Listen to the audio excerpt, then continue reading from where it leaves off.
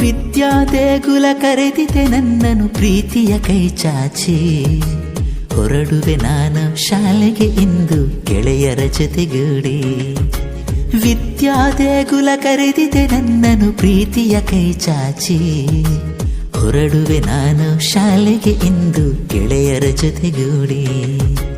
ಪಾಠವಾಡಿ ಆಟವಾಡಿ ಆದೆನು ಬಲಶಾಲಿ, ಸಮನ್ವಯ ಶಿಕ್ಷಣ ಸಾರುವುದೊಂದೇ ಎಂದಿಗೂ ದೃಢ ಭಕ್ತಿ. ಅಳಿಯದು ಈ ಸ್ಫೂರ್ತಿ, ಅಳೆಯದು ಈ ಸ್ಫೂರ್ತಿ, ಬೆನ್ನಿಗೆ ಜೋಳಿಗೆ